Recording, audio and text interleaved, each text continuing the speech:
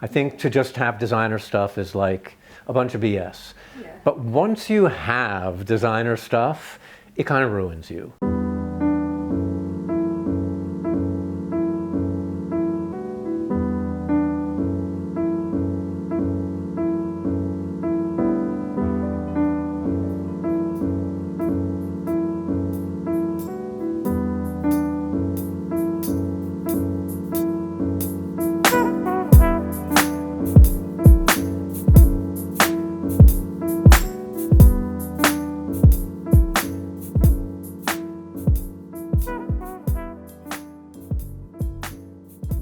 Hi, my name is Stuart Zamsky. I run White Trash, which is a small antique store in the East Village. White Trash began in 1995 with me and my wife, and it started really as a stopgap measure to stop doing like odd jobs. You know, we were a couple of actors and we were sick of like catering and babysitting, and we said, oh, we'll open an antique store. Which, you know, it's probably about as inane as anything, really. It just is crazy. But it worked out. And so we've been here for 27 years. We started as like a antique kitsch shop. God bless our camper placards and like toilet humor stuff, Formica kitchen tables, real 1950s. Like dinery style stuff, and quickly turned into a modern store because we were in that era, and anytime we bought something like that, pickers would come by and just buy it. So we quickly, within a couple years, became a modern store, modern shop. My mentality is kind of like a picker and someone who goes out and just like tries to find stuff. And I think that's really what got me into the business. That's really what lit my fire, is like the kind of cowboy nature of it, not knowing anything and just going out and coming back with stuff, you know, stuff that you like, that you think is cool. And it's really how I learned about modernism, is just by trial and error and buying things and finding out like, oh, that table that looks like a kit table is Charles Ames table. As far as like a creative process, I feel like the place is really well curated when I look at it, but it's just a matter of my taste. We started as like a store that a regular Joe could come in and buy anything they want, and we might have outgrown that a bit, especially with the stuff we have in the store at the moment. But generally, we try to like keep the store on a field where a regular person can come in and buy most anything. It might be painful for them, but they can do it. A certain look, a certain feel, a certain sense of value, and just what I like or what I think people will like. Yeah. You know, if you'd asked me like 15 years ago, like, do you sell designer stuff? I'd have like scoffed at you and said, I'm happy to sell like an imitation or, you know, a knockoff. I think to just have designer stuff is like a bunch of BS. Yeah. But once you have designer stuff, it kind of ruins you. And, you know, you realize why it has a premium price. And this is like a really great example of it because it's Brazilian rosewood. The pulls are just gorgeous. The scale of it is insane. It's oversized. And the design is beautiful. It was, in the day, it was Herman Miller's, you know, top of the line. They still make this, this piece, and I think it's still like the top of the line for them. So. Yeah, I'd like that. Designers to keep an eye on, again, is a really tough question. I mean, you really want to start to look at those secondary designers and tertiary designers, some of whom are really already coming up.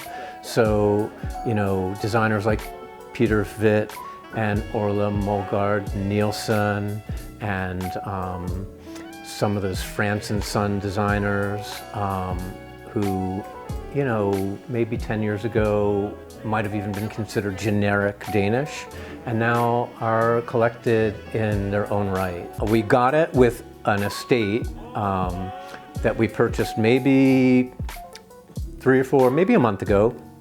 And it was all full of what I would call fancy furniture.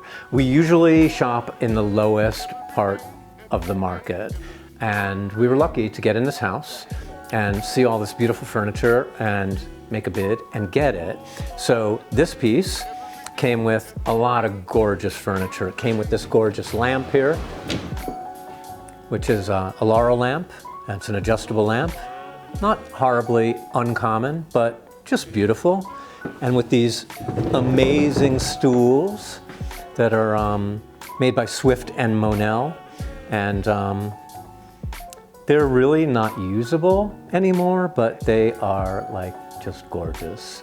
God knows how we'll sell them. That estate also included this beautiful Paul macabre credenza with these great trifold doors and the brass legs.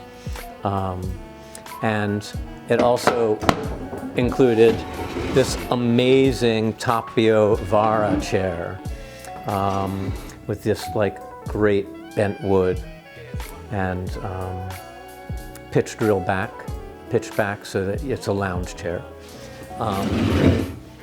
And here's more of the Herman Miller, George Nelson rosewood set, a couple of small dressers and a bedside table.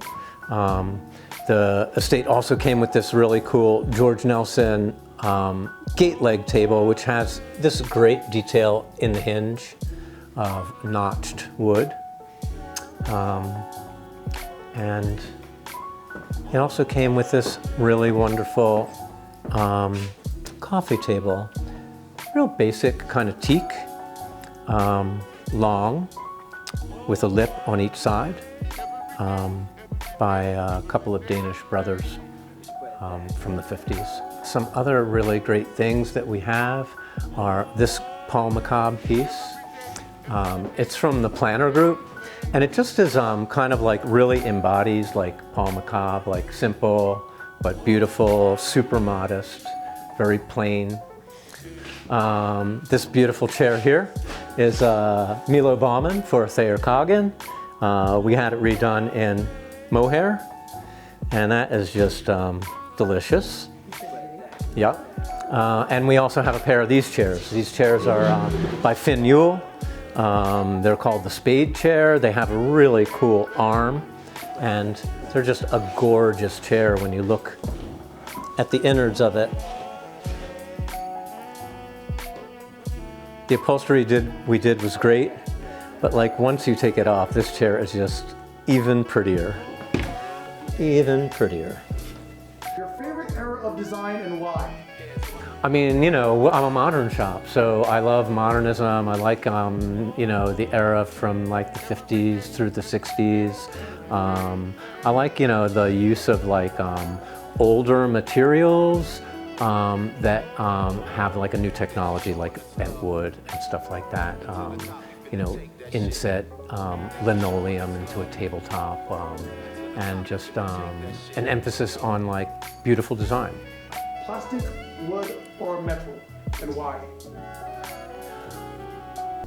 If you asked me if I had to choose between plastic, wood, and metal, I would have to say wood. I really love, you know, different kinds of wood. I love a contrast of woods. I love like rare woods and extinct woods, and they're just beautiful and warm and just, you know, very, very of the modern era. But you know, when I see plastic furniture or metal furniture, it's awesome. I just don't know that I could live with it. Your favorite furniture designer and why? I guess my favorite furniture designer would be Hans Wegner. I really love his approach to making furniture as a cabinet maker, and no matter what you see of his, just the quality just like radiates off of it. So that's what I would say. Thank you so much for having us. Sure.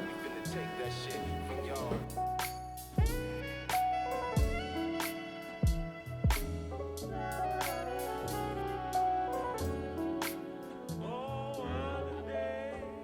can